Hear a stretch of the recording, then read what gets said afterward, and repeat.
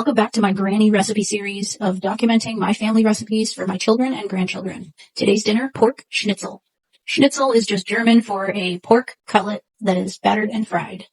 I chose this thin sliced pork chop that I don't have to pound out, so no special equipment needed. It's already very, very thin. $4 for 6 slices of the pork. Can't beat that deep. So we're going to follow our breading procedure of flour, egg, breadcrumb, flour, egg, breadcrumb. You can use this method to bread just about any. I buy the seasoned panko, but it's not quite seasoned enough, so I'm always seasoning that in addition. Panko is going to give you a much crispier, crunchier crust than traditional breadcrumbs. I just add some Italian seasoning to the breadcrumbs and then garlic powder and cracked black pepper as well. A little paprika in the breadcrumbs for a great color. And don't forget the salt. We will also be salting our cutlets when they come out of the oil when they're hot. Just give everything a good stir to mix, and we're off to the races, ready to bread. If you've been following my page for a while, you'll notice that this breading procedure is the exact same that we used to bread our chicken parmesan, one of my most popular recipes. But again, this can be used to bread just about anything. So we are going to coat fully in the flour, shake off any excess, cover it in the egg, make sure you turn it around on all sides, and then bread it. Now, as I'm breading it in the panko breadcrumbs, I am pressing it down with a fork, just to make sure that all the breadcrumbs are sticking to the egg and all the liquid egg is covered.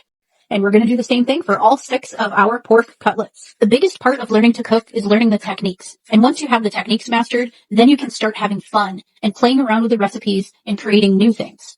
This breading method is what I would consider to be one of the core techniques in cooking. A lot of the recipes that I post are customizable, and you could use that recipe to work with any sort of protein. So instead of just giving you one recipe, I'm giving you the ability to make many, many more. Now we're going to shallow fry our pork schnitzel, and this is a cast iron skillet with vegetable oil that I've heated to 350 degrees. And I lay the pork in away from me. That way I don't splash any oil.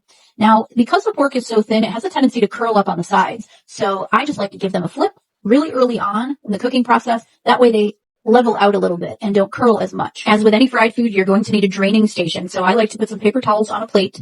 That way I can soak up any excess oil when they come out. And I always salt immediately when they come out of the oil.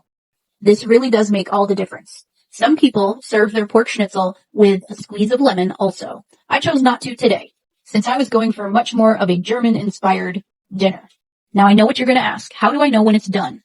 Because these pork chops are so thin, you don't really have to worry about whether they're going to be fully cooked. Normally, I would tell you to temp the protein to make sure it's fully cooked in the inside, but the pork being so thin, by the time the outer crust is golden brown, I assure you, the inside is fully cooked. As long as your oil was the proper temperature to start with, you should start frying with oil that's no less than 340 degrees and no more than 370 degrees.